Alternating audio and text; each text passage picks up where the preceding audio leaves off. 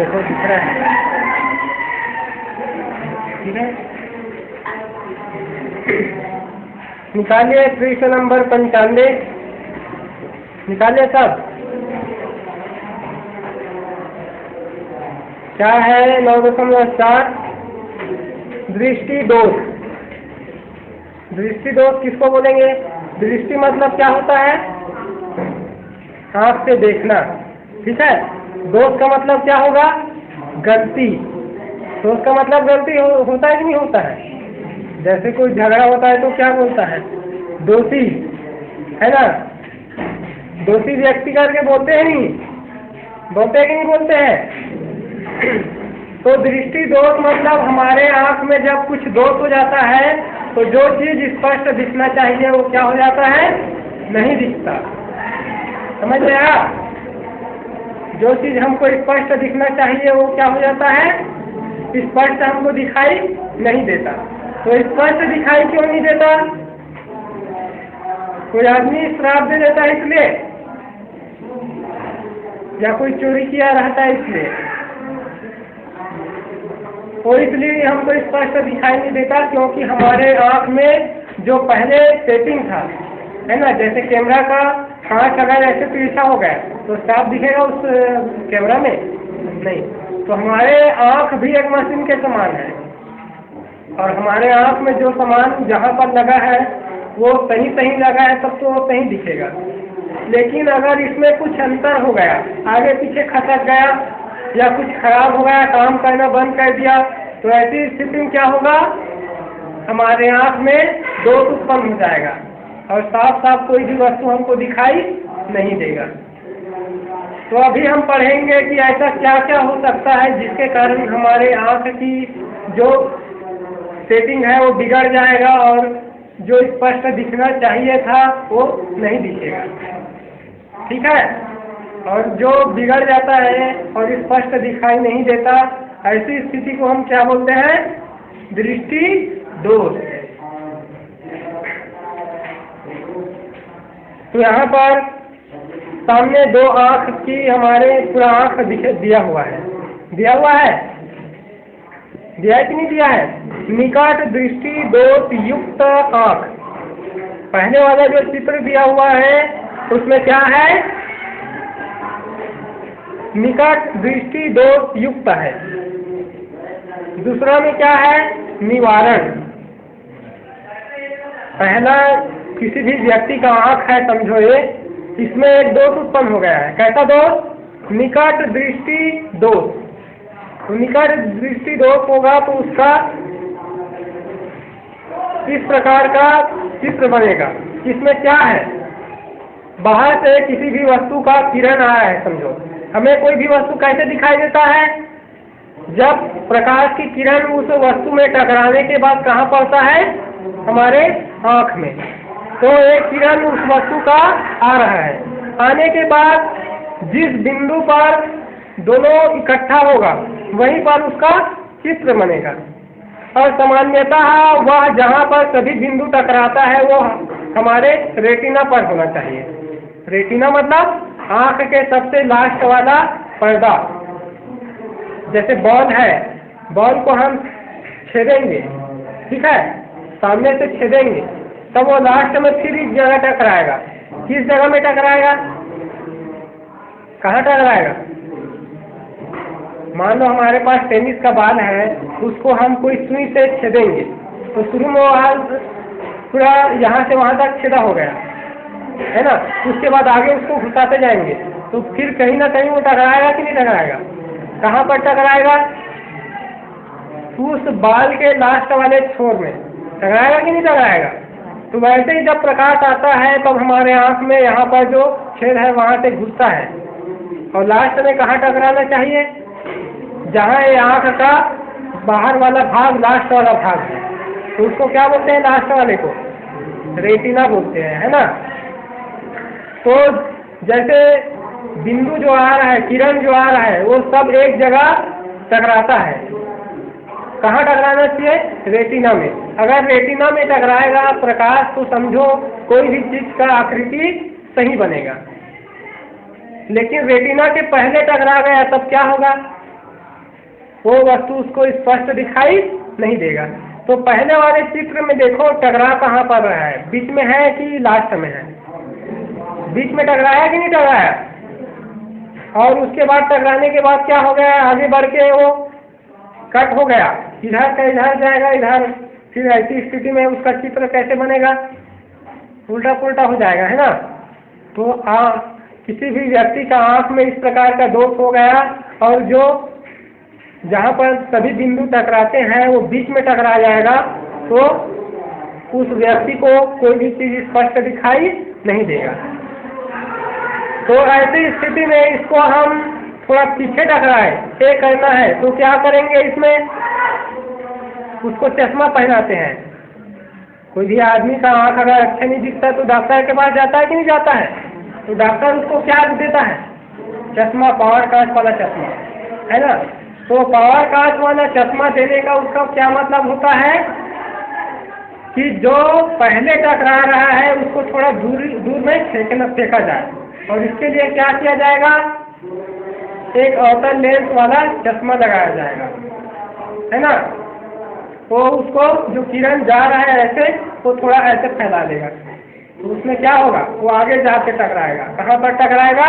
Retina में। दूसरे वाले चित्र हम देखो, अवतल लेंस लगा है, जिसके कारण चित्र कहाँ पर टकराया है, किरण कहाँ टकराया है, रेटिना में टकराया है कि नहीं टकराया है ना। तो यहाँ पर यदि पास में बन जाए तो उसके लिए अवतल लेंस का चश्मा पहनाएंगे, ठीक है।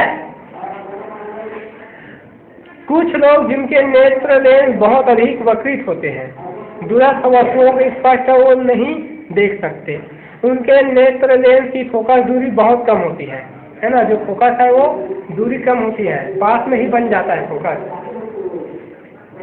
दृष्टि के इस दोष को क्या बोलते हैं? क्या दोष बोलेंगे इसको? निकट दृष्टि दोष। क्यों निकट दृष्टि दोष बोलेंगे इसको? क्योंकि जो फोकस बनना था वो निकट में बन गया उसके आँख के, है ना। रेटिना में बनने के बजाय कहाँ बन गया, वो निकट में बन गया। चश्मा पहनाने के बाद क्या हुआ, दूर में बना कि नहीं बना? इसी निकट दृष्टि दोष को एक और नाम है मायोपिया।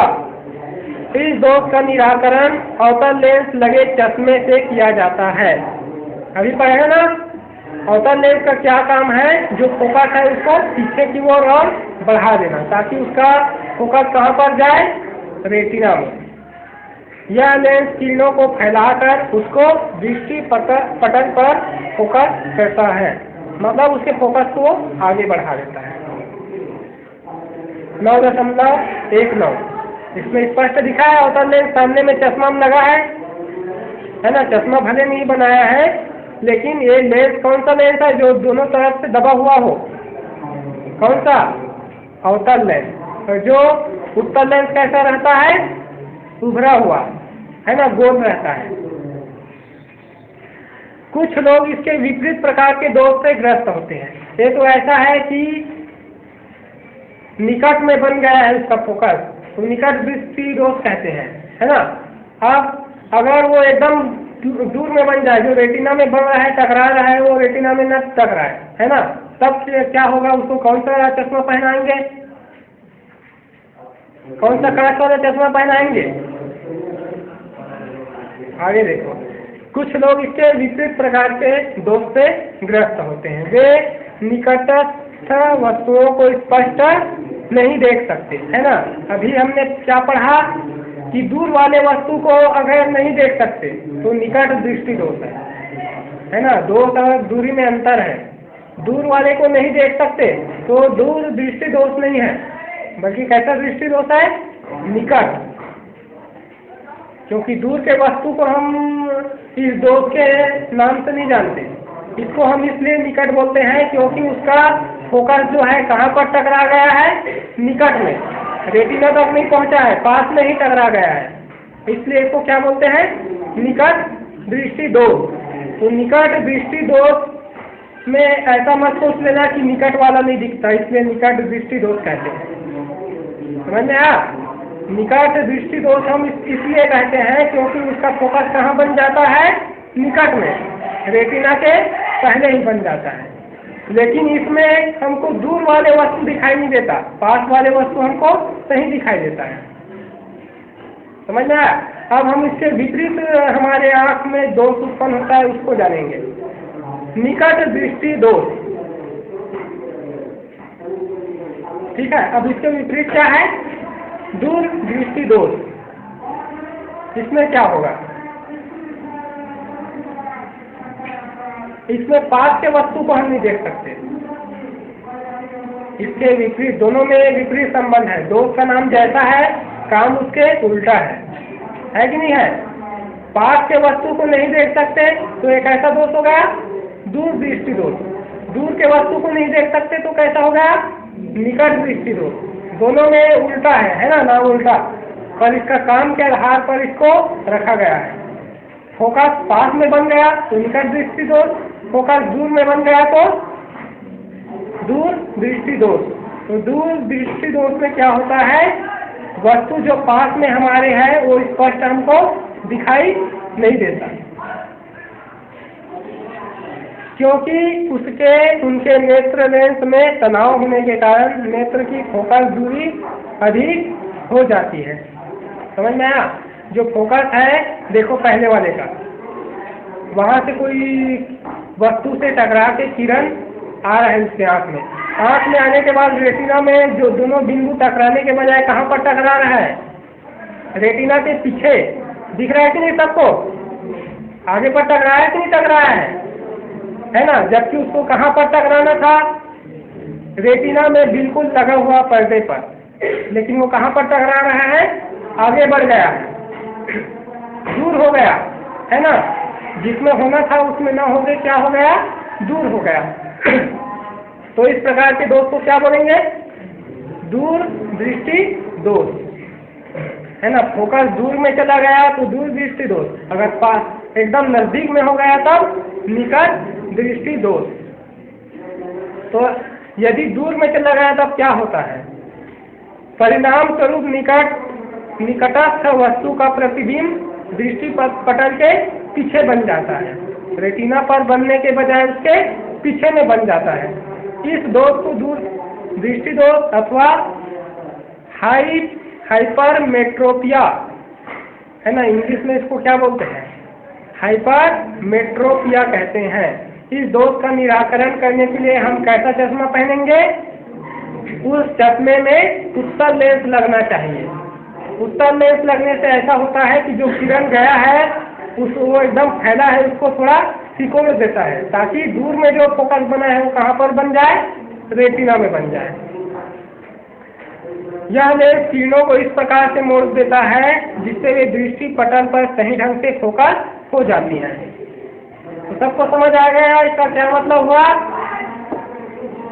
हम किसी भी वस्तु को तभी देखते हैं जब प्रकाश उसमें टकरा के हमारे आंख में घुसता है, और आंख में घुसने के बाद सभी एक बिंदु पर जाके इकट्ठा हो जाता है, तो वो रेटिना पर इकट्ठा होना चाहिए।